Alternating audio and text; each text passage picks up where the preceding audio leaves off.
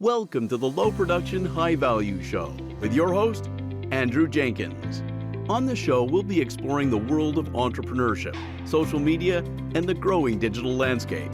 Whether you're a seasoned entrepreneur or just starting out, you know that the world of business is constantly evolving and changing.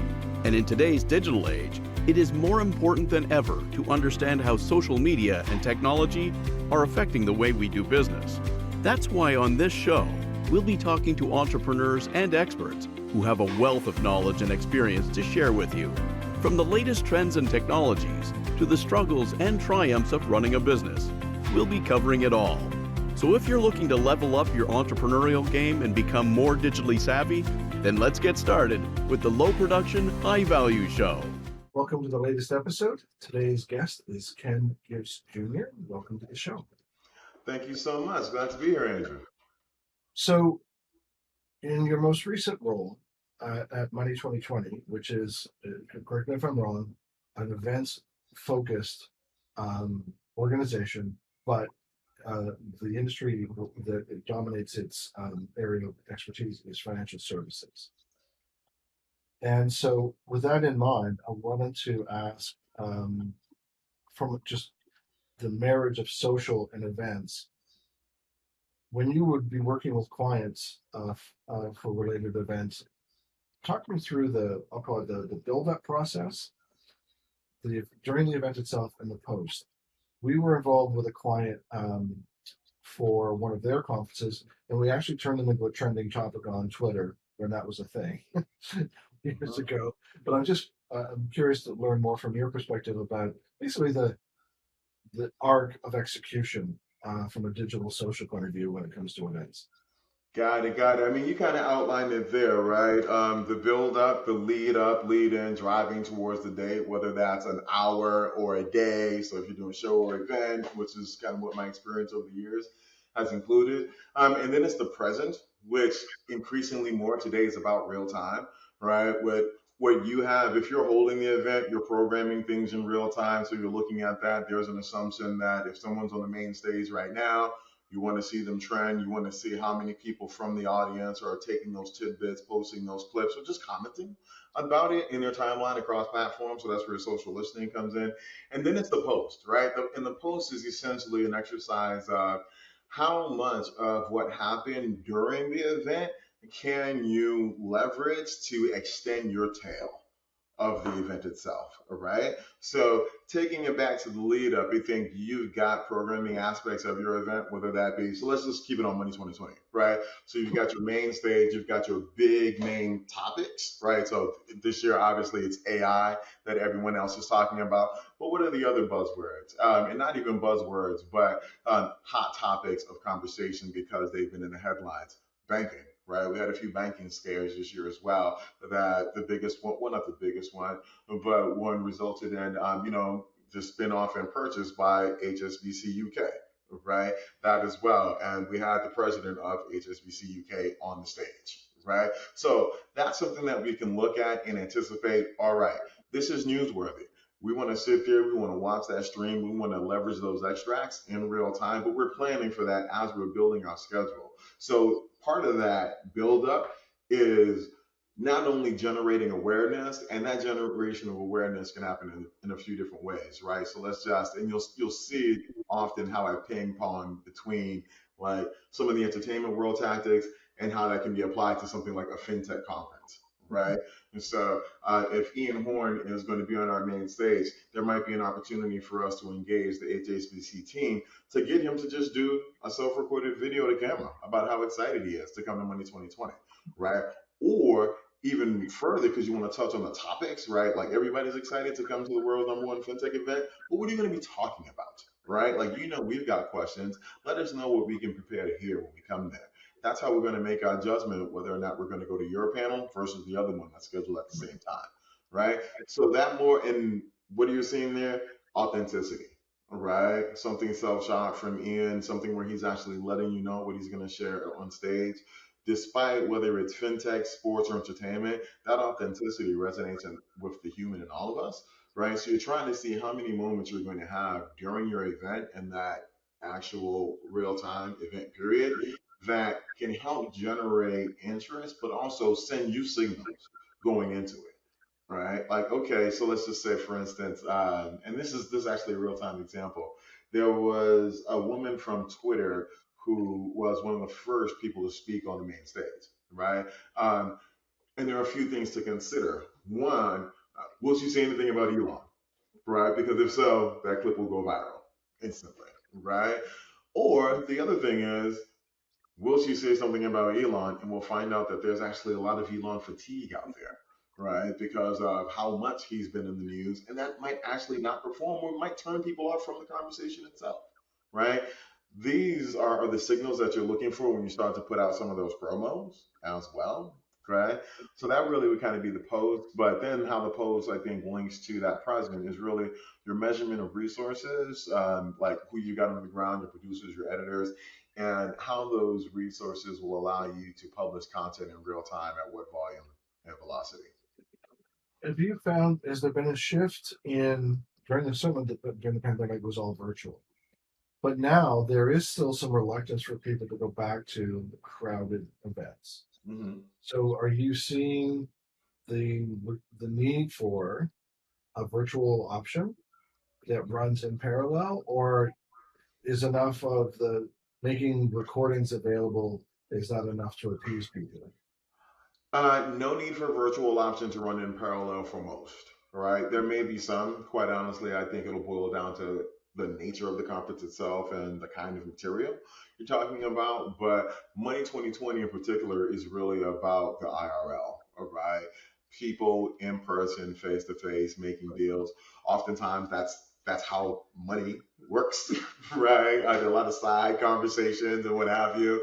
But the It virtual stems from option. relationships, right?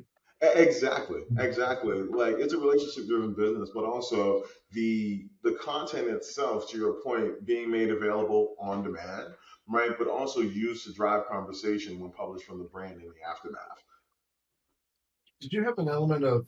I used to refer to it as air cover and ground cover. What I mean by that is, I'm the former head of social media for the Royal Bank. When they have a lot of sponsorship with golf, professional golf, and there would be staff from the bank at some of these PGA events where some of the sponsored players were, and then there would be some from the social team back at HQ. And so we would be giving directives to the people on the ground: take pictures, take video, put a camera in front of our sponsored athletes, and so on. Get them talking, blah blah blah. And it's all about just content generation, etc. And then they would basically funnel it back to HQ. And that we were the air cover because we were virtual, or we were kind of watching it all, the social media, listening in real time, etc.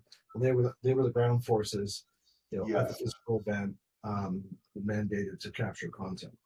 Um, Similar experiences with that kind of thing, or Yeah. I mean, I actually think, particularly for events, it's a necessary strategy. Right. So when you're talking about real time content, like you just said, you're talking about capturing but also producing, right?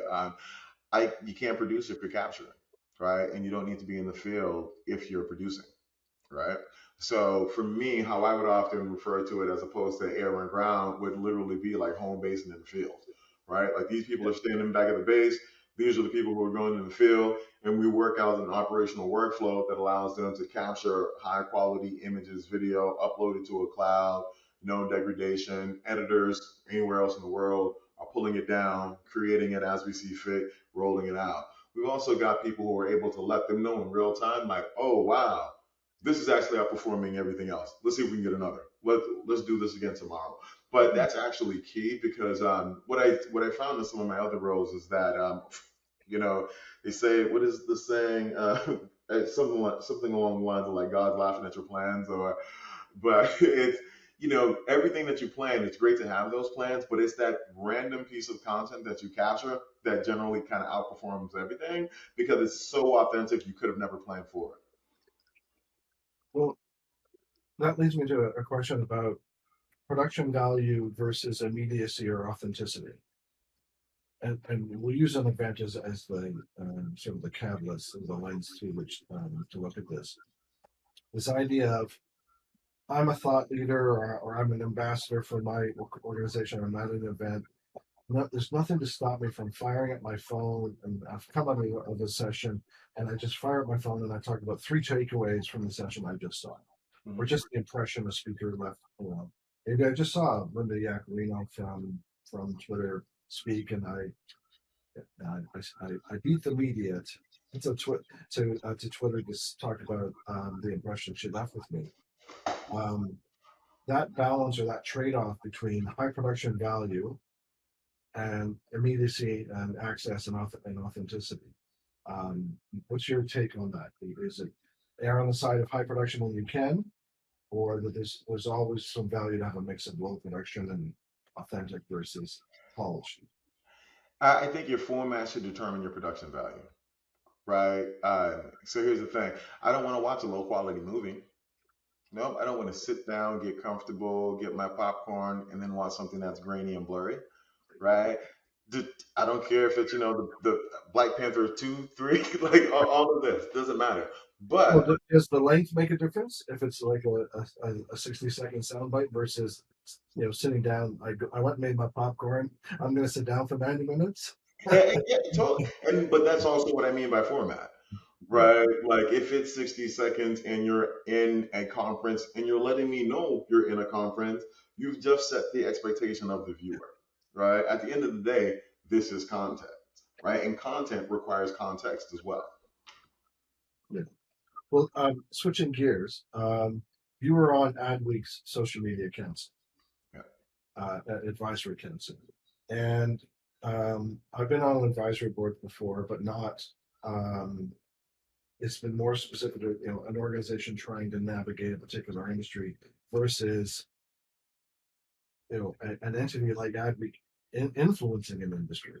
Um, quite a different situation. What sort of things did you, without giving away secrets, what sort of things were you bringing to the discussion um, in terms of talking about where you saw the social media landscape shifting and changing or whatever? I'm just curious and to be a fly on the wall for some of those conversations. Oh no, I mean Ad Week Social Media Council was a great concept brought together by Toby. Toby who's over at On Smash right now, one of the co-founders, and had previously founded Social Media Week before they acquired him.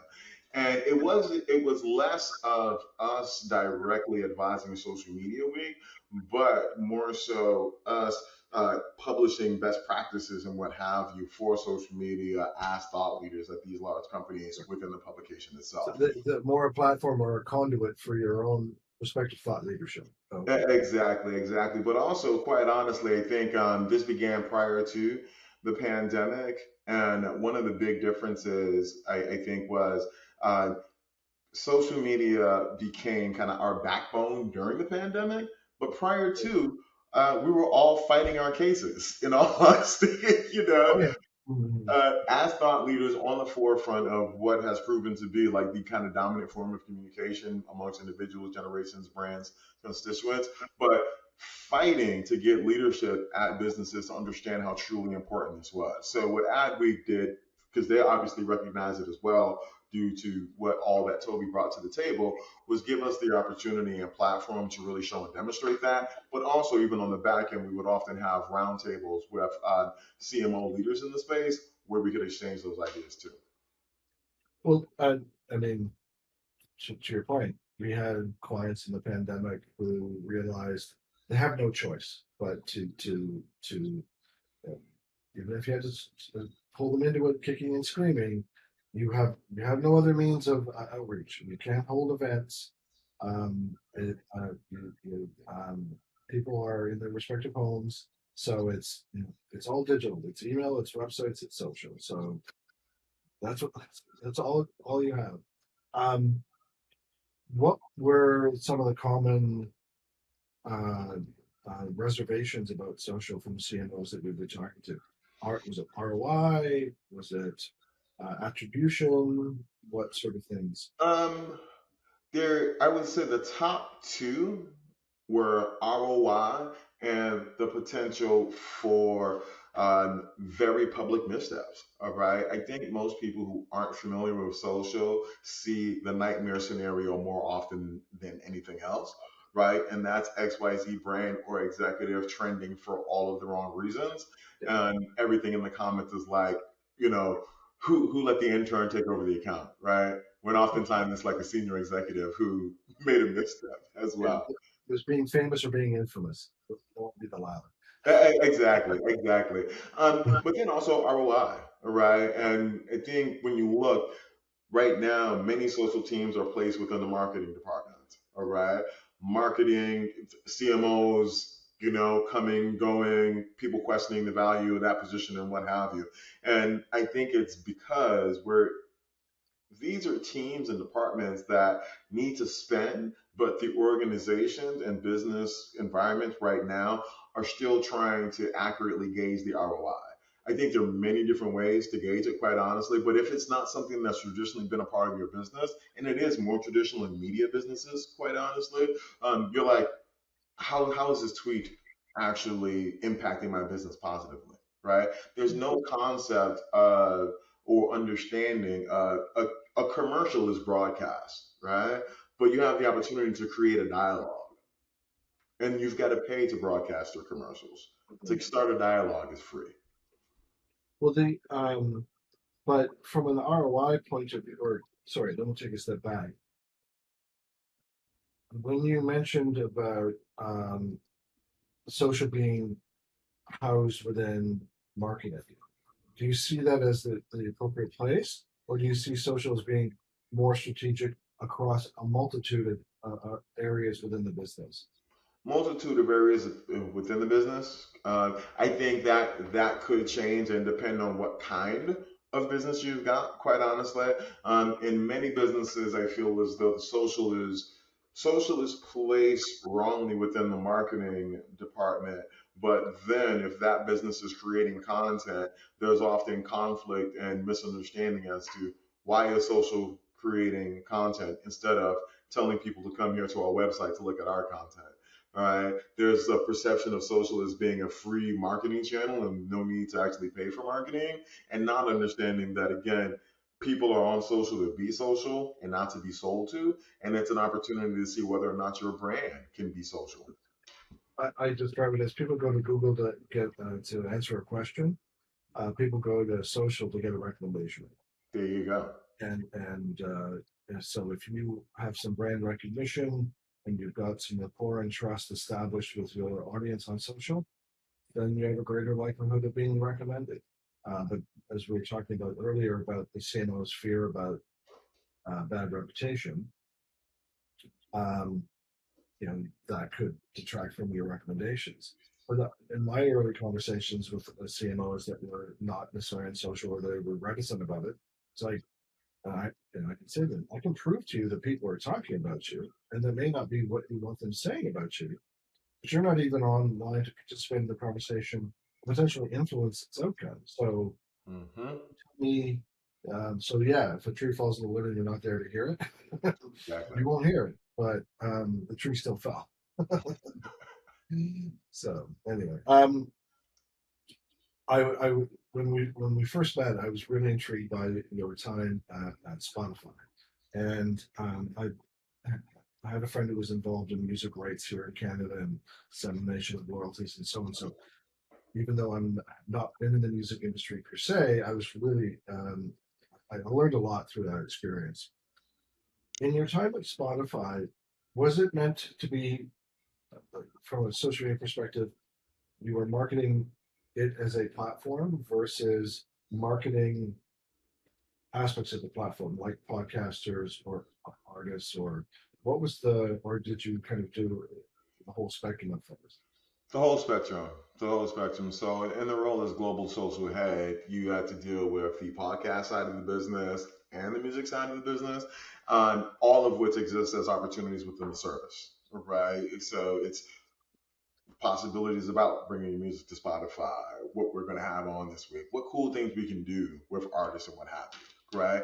And that's quite honestly, I think, where their hands were a bit more tied, really just dealing with music artists, through licensing and just the way their relationships were structured. But I found there was more freedom, flexibility, and opportunity on the podcast side of the house as well. Because I think from a podcast perspective, as that format continues to just grow wildly, um, they really saw the opportunity, especially those that were signature to Spotify, just looking at the distribution numbers, right? And what you could do from a platform of that size. So, for instance, when it's been so long at this point, but we had a moment where it was Julia Fox, I think, in Uncut Gems, right, where she was doing an interview on the podcast, and essentially, because you got to think, Spotify doesn't create any content, right? Was Like, that her Muse comment? no, I said Spotify doesn't create any content, Right. right? It's like they're podcasters, they're musicians, They just artists. they just serve it up. They don't make it. Yeah, they just serve it up, right? But content is the conversation on social, right? And also, very little of that content is unique, right? So you've got to find a way to have somewhat of a unique and exclusive conversation that can be associated with our brand, right? And that's why the podcasters, I think, really open the opportunity to do something that would call attention to Spotify as opposed to something that you could just pull up on any service, right? So in those instances, we would work with the podcasters, not Joe Rogan. He's got a great team, but he was very sticky, not sticky, but thorny while we were over there. There's a lot going on, but we work with the Well, podcasters to. we'll come back to. I wanted to ask you about that, and then we can cut it out if need be. Got it. No, not at all. Not at all. No problem. But so we essentially work with the podcasters just like you would any content operation, right? Who are your guests coming up next week? When can I look at or listen to the podcast in advance so I can identify those moments that might smash, right? When we identify and find those moments, we put them on our schedule, we cross our fingers and hope that we were right, right? Because you have to serve the spectrum of we'll use podcasting. So like a nascent show that nobody knew of, that but Spotify had a sort of an altruistic aspect where it's like let's shed some light on some new up and coming versus like Joe Rogan didn't necessarily need any help to Mhm. promote his podcast or and others like it like Dak Shepard and the Armchair Expert and Smartless and blah blah blah. So, but I know like Armchair Expert with Dak Shepard and Joe, they're Spotify exclusive, by the way. Yeah. Anyway. Yeah, so I mean, hey, we were always, as you can imagine, like it is for most social teams everywhere, everyone is coming to you asking for a post, right? And they've got thousands of podcasts. So what we would do is hold a series of meetings where we would have the opportunity to look far in advance at the programming slate, right? What are the episodes? Who's going to be on? Where are they? And we would do two things. One, we would have your general play where it's kind of like a carousel post, maybe that simply got a slide that allows these different podcasts of the smaller audiences, right, to get that same exposure as well. But the ones that are more produced, working that much further in advance due to the level of their talent and the requirements that their guests need, we would then have the individual posts for that. Why? Because those are the ones that we know are going to resonate in the way that the Uncut Gems one did. When we were talking earlier about CMOs being concerned about social from a brand reputation point of view, when the whole Joe Rogan thing and Alex Jones and so on, that was his own choice, whatever. But no shortage of online conversation about that, good, bad, or indifferent. The spillover to Spotify's, I won't say role, but just involvement from a host of content. But you don't have editorial input. That's not Yeah. that's not the role you play. What was that experience like to see social channels light up with the controversy? And people talking about both sides of it, like freedom of speech versus. And I'm not don't bring this up to be political, but few people or few social brand people will go through a storm like that. And so your perspective was of great value. It was, so I mean, hey, I'll be honest, it was interesting for me because I was a bit surprised how surprised. I don't even want to say surprised. Most of the team at Spotify were that it was happening, but how unprepared they were, right? And again, they were unprepared because Spotify doesn't create content, right? When you come from the content world, you deal with this in media all the time, Yeah. right? Whether it's XYZ celeb has done something bad and they're on your show, right? I was at Viacom, we had things with R. Kelly that were like a part of the legacy on air, like in the early part before he was in jail, but still, right? Yeah. Allegations, all that In stuff this was out case, there. you got sucked into it, right? Exactly, exactly. So it's relatively like dealing with crisis in the world of media is relatively common, right? So it wasn't necessarily um, much of a shock to me at all. I do think it was one of the first opportunities in which like I was able to leverage my past experience to really help out the overall management team. Like, okay, when things like this happen, this is what we should be looking for and what have you. And but it was quite new for the organization. I do think what really did impress me about it, though, how the organization handled it internally, was the internal town halls that they had. Right? I just saw a level of transparency from leadership about why they chose to do the things they did that I quite honestly really hadn't seen before anywhere else. And that was Daniel Eck himself, entertaining questions from the staff that were fueled by emotion, but he took them in the way that you wouldn't see most CEOs do. And did you leave them with, I'll call it an escalation procedure or a playbook? Um, Somewhat, somewhat. I mean, because and here's something else to consider that was tricky for that, but it really also helped me understand like the truly global nature as we truly become global. Because I think Spotify is global. Spotify is one of the few truly global companies, right? Like they've got boots on the ground almost everywhere. And while this was happening, we had people in other countries like nobody cares about that over here. Like it's not even resonating, right? So what is the social instruction that you're giving them? What have you? People are in different time zones, all of that. So after we kind of went looked at it from the American perspective, it was like, okay, now we've got to establish truly global communication channels where we can arm them with insight into what's happening over here, how that could possibly impact things that they're seeing in their social feed.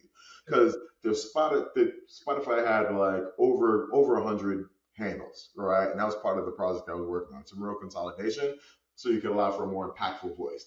Um, yeah.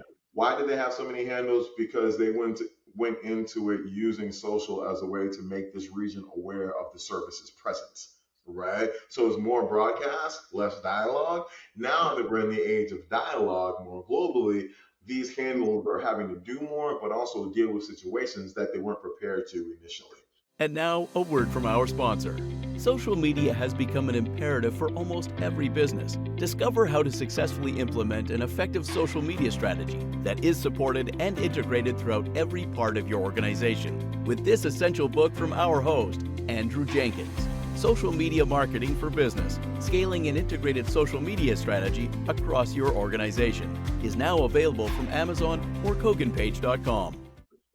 There was, for a lot of brands in the early days of social, there was a time and place for regionalization and regionalized accounts. But as they become mature and they get momentum builds, hmm you've got to sort of roll them back into the mothership. Otherwise, it becomes a bit of a dog's breakfast for content.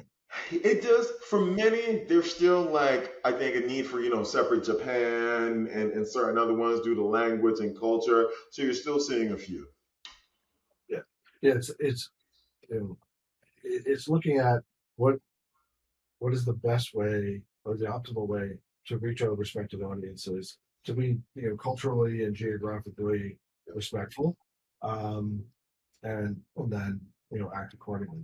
Do you need 100? Maybe not. Do you need only one? That's probably too extreme. hmm Somewhere in the middle. Uh, before we move on from Spotify, I can't not ask you how big is Spotify Wrapped? Biggest thing in the world. Biggest in the world. Never seen anything like it. Quite honestly.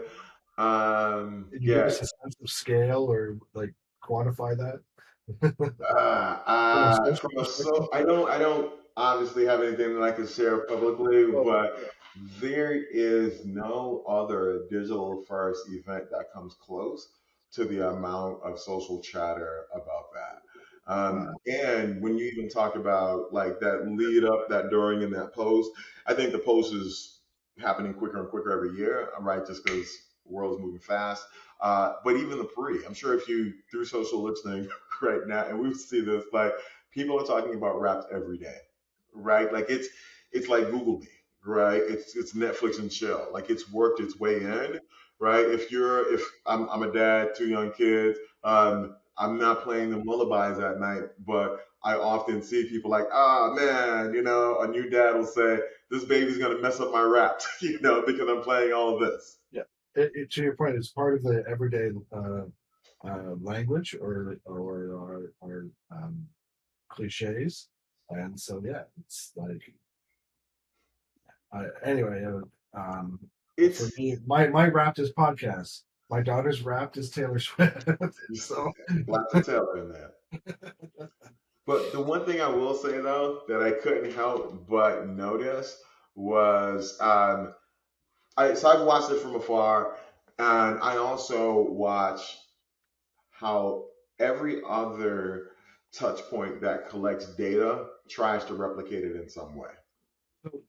one last thing to ask about Spotify, Okay. um, advice you might have for you know these non-household name podcasters. Like, and I'm not going to use me as an example, but for other folks that have made the commitment to podcasting, um, from a promotion, I mean, Spotify is going to do its thing, but to what advice would you have for podcasters that are trying to become known on Spotify and other platforms, and just garner recognition for their show? I mean, hey, Spotify, Apple Music, Amazon, these are just stores where they sell products, Yeah, right? You need to get out there and market your product, right? So if you are a podcaster, your community, they're probably on social. You need to let them know you're there, right? but have you seen examples of non-household names using social well, and do any come to mind that use social media well for garnering attention to the show? Oh, totally. I'm trying to think of like the best current example that's not a household name, but I I'll bring one up so like yeah, I'm trying to think. This is the best example I got. Best example I got. So a few years ago, I was working on a show called The Combat Jack Show, right? With Reggie Yose. He's dearly departed, passed away from cancer a few years ago. But Reggie was a very high-powered entertainment lawyer, worked with Jay Z, Diddy, all those guys, who just got burned out of law, right? And wanted to go back to telling stories, really participating in the culture from a different perspective. Um, had done well for himself in life, had the luxury to be able to do that. One of the things he wanted to do was start a podcast, right? I was ecstatic, excited. Why? My first podcast was in like 2005, right? I'd been like preaching about it since then. Nobody was taking me up on it. But Reggie had more influence than me with just people in the culture and space and what have you. He was able to get big name rappers to be guests on his show and what have you. And every time they were like, "What is this? A podcast?" Right? But he would write blogs. He was active on Twitter, Instagram, all of that. The show grew, right? A number of the hosts from the show. It was pretty much like hip hop version of the Howard Stern show early on, but many of those hosts grew to have their own show. His co-host Pete, what they call Premium Pete, is his podcast name. This week he just published a podcast with Greg Eula and Kith telling their story as well. So, but these are people who are literally just civilians. They have no records, no albums, Right. no TV shows, and they're in the podcast Hall of Fame and now household names driving subs on their podcast through their social media footprint and presence. Is the key there the just the mere persistence, or is it also or separate good stories will get found. It's both, both, right? Talk about that good story one time, and then it's simply washed over by the deluge of stories that are being told hourly in the world now. Yeah. So persistence is key for anything online because unfortunately there's just too much media. Well, the podcast I listened to earlier, and we're going to come back to later, one of the comments they said was people should be paying Joe Rogan or Mark Maron a residual because, and Joe was talked about it, regardless of how much people may feel about it, he really sort of put podcasting on the map. And it all started as conversations in his garage with friends for no other audience than themselves. And they recorded it, and if people enjoyed it, great. If they didn't, so be it. And then just we stuck with it. And talking to clients now, we say like, "Oh, we're thinking of doing a podcast," and we go, "How many years are you prepared to commit?" And they go, "What do you mean?" I go, "This is not let's do it for a quarter."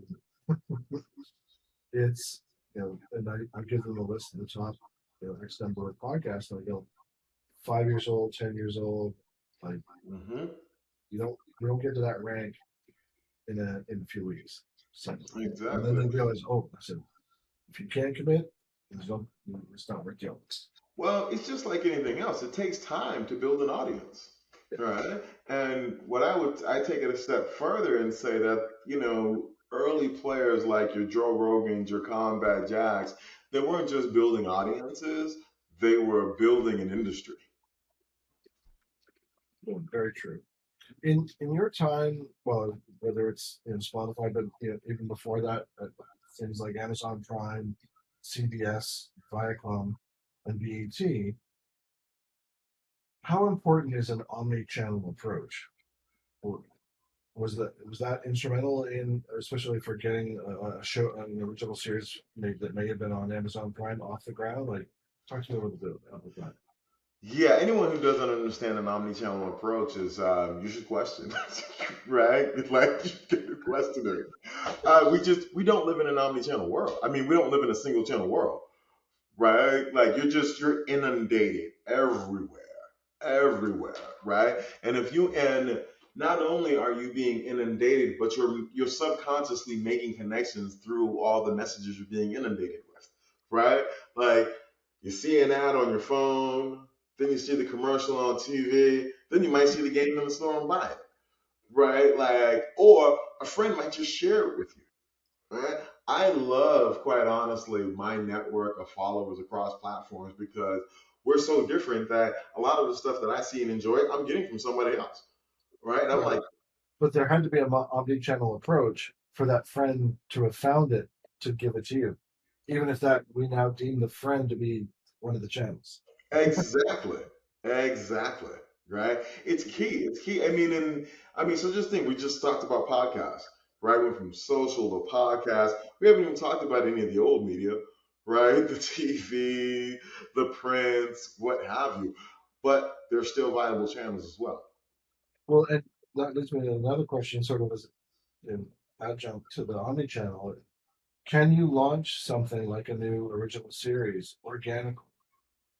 It might be on multiple channels, but can it be organic, or do you have to have a mix of paid I for think that you've got initial, the initial hit?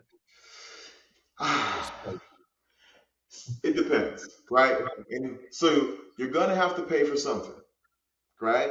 Now you're either paying for promotion or production, right? and promotion could be influencers, could be placement, could be Yep. okay, could be it all, right? Yeah. Or straight production. Why? Let's just say you got something, you got great talent, a great piece of content, right? You're gonna need production because if you're gonna do it organically, you're gonna need a whole lot of inventory, right? So what is that production? You can't have all of your social content that's in your campaign being extracted from the main piece, right? So you're gonna have to produce a whole other swath of content that will be this organic campaign, right? But if your talent is also willing, which oftentimes they aren't, because they're like, oh, my job was for the main piece, right? Not to create all of this extra stuff. But these are all things that factor in. And talent's expensive, so it might be easier and cheaper for that paid campaign. Well, and we were on doing social for a web series, streaming Got series, it. and when we looked at some other streaming series who had much more visible, much more active cast members involved, that had vibrant social versus our cast that had nascent. But we had an executive producer, I won't get into the name, who's now like a global name and was, relatively well known then, but just had already moved on to other projects. So Mm. couldn't get them to help this baby project of their own. They'd moved on. And so, and you would look at it's the same concept as influencer marketing. Now production companies and producers are like, how influential is the cast? What's their social footprint like? We're now evaluating. Oh, here's a talented actor or actress, but they've got 500 followers, and here's a less talented performer, but they have 1 million followers because they've done a better job on social. And they started to weigh out, that's free media for me, essentially. Indeed. But I think also there's another layer. Are those 1 million real followers? Do they know that people are evaluating them like this, or they're paying for followers? Yeah, Right? Like there's a lot that you got to look at as you go through these strategies. yeah. We had to vet influencers for some campaigns, and you see insiders talking about how the system's been gamed and so on. So it's an interesting situation. The one of so we began our conversation offline with some news, and so we talked about your time at Money 2020, but you have some news about where you're heading on to, and at least there's some very interesting questions about social. So if you're comfortable sharing where you're headed, please do. Indeed, indeed. So I am signing on to be the EVP over all things digital for Ebony. It's being relaunched. Eden Bridgman of the Bridgman family fame is the CEO at the moment. After having some great conversations with them and being convinced of their commitment to the brand culture and creating a new legacy for it, I thought it was a great challenge for me at this stage of my career. Is the challenge the thing that's exciting you the most? Like to bring a brand back to life? Or what are you Yeah, most excited about? yeah, it's a challenge for me. It's for me, the one thing I love about the digital space is that all metrics are visible, right? So we know who's winning, we know who's in first place, and I'm a competitor at heart. But also in my DNA is to teach. All right, and I've been doing this for over 20 plus years at this point, in a truly full capacity. And so I'm also looking forward to working with the team of young up and coming digital producers, writers, and what have you. To not only imbue some of my skills and abilities, but learn from them about how social is being perceived in today's day and age, and really combine both of our experiences to do something new and never before seen with the brand. Where do you see the potential of bringing people who remember Ebony Hmm. back into the fold versus introducing Ebony to a new audience, but as well letting them form their own perspective about what Ebony is to them versus what it might have been? So when we think about what Ebony was versus what it can be, I think we have to be careful to understand that Ebony was conceived during its time, like most black brands, simply because the black audience couldn't get the respect and attention and coverage that black brands are willing to give them from mainstream brands, right? Um, Despite what the Supreme Court has done with affirmative action, this is still America, the idea, right? And we're seeing diversity be embraced, especially particularly in media organizations, but there's still a lot more that can be shared, right? And I think now we're serving an audience that, because of that new embrace of black and brown BIPOC culture from mainstream outlets, they've got an expectation of what they want to see from these brands, right? And I think it's up to us to really meet that expectation. They don't know what that expectation looks like. All right, it's quality representation of them, their cultures on a pedestal. That's what Ebony did at that time. But how do you do that in an age in which you're not the only one, right? Catering and offering opportunities to this audience, right? I think I think it means we've got to look inward, quite honestly, to really understand what it is that will make us unique, special, and offer value in this day and age to the consumer we're looking at. And that's what really excites me. Very cool. Well, congratulations. I look Thanks so forward much. to watching your success. Uh, two two last questions before we wrap things up. You're about to have an election in the United States, and I was listening to a podcast recently, and some of the comments were speculating about where campaigns should be putting the lion's share of their effort, or where their focus should be. And when you think back to the Obama campaign and how instrumental Facebook was for raising awareness, building momentum, and driving donations, and then you look at the outsized influence of Twitter during the Trump administration. That was his favorite platform. That was his sort of stage. And now you look ahead into to the 2024 election. Where do you see, you know, focus should be, or where do you think people will land? Is it, there's talk of Trump returning to Twitter. There's, you know, TikTok is hot, but it's also partially owned by the Chinese government. Mhm. So it's like anyone who's made commentary that's anti-China or suspicious of China is going to also have to potentially answer for, well, if you're so suspicious of China, what are you doing on TikTok? So I'm just curious for your thoughts in those arenas.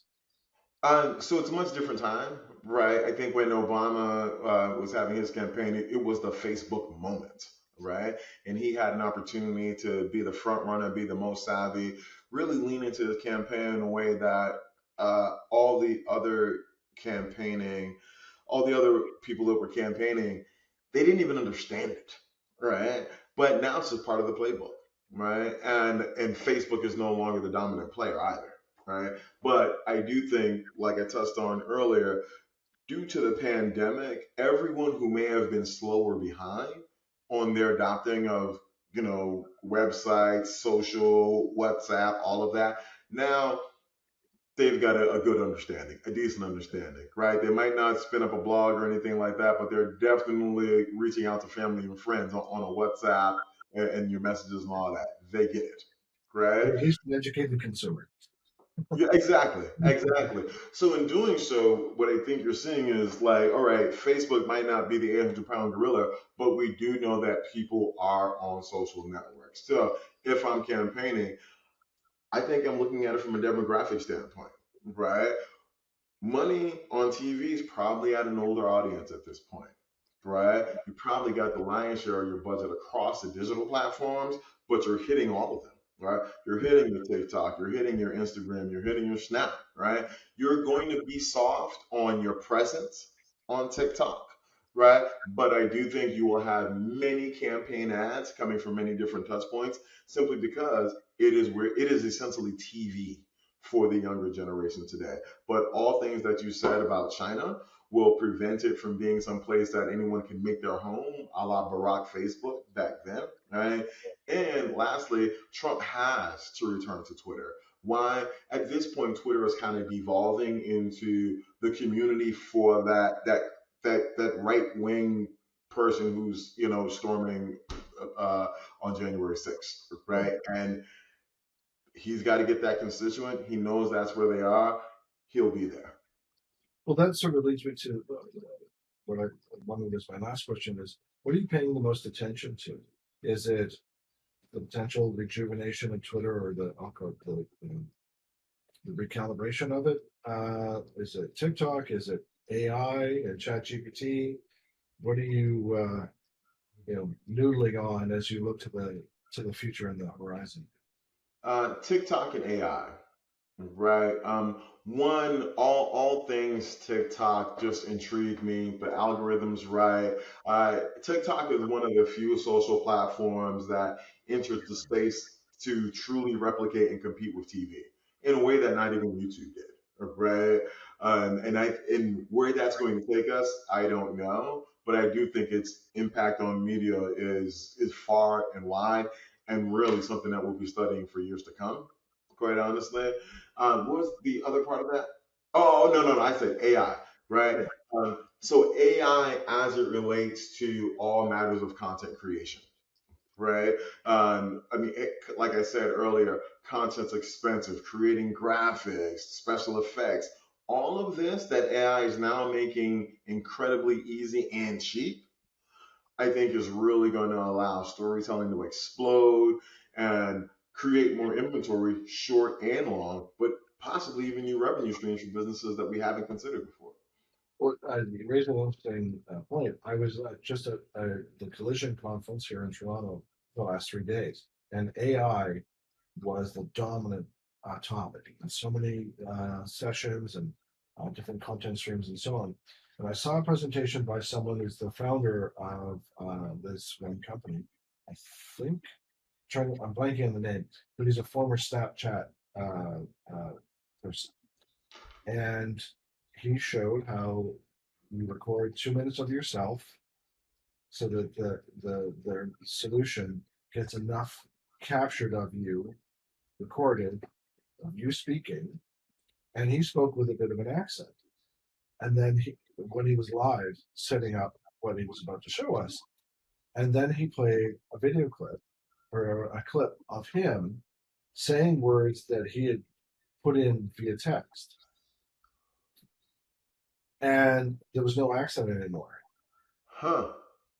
And so he's like, so if you want to record yourself for 2 minutes, and now you want to create hours and hours and hours of recordings of yourself talking, explainer videos, whatever. And I was looking at it. One, and you've seen a number of them where the lips are not quite in sync with Yeah. the AI's quite not isn't quite there yet. It was one of the best sync ups I'd ever seen. Wow. So, and that was certainly impressive. But the one that really blew me away was another organization. They had done a campaign to raise awareness for domestic violence. Okay. And they had, with permission of the parents, I think it was 5 women, they had spoken to the parents of the women who had been victims of domestic abuse and were no longer with us. And they essentially brought them back to life as Wow. avatars to share their story and to give voice to the voiceless. Wow. And so when I was explaining this to a member of my team, she was like, "Did they have permission?" I said, "Yes." They went to the parents first, and it was really the parents where I think were instrumental in wanting the story told. Hmm.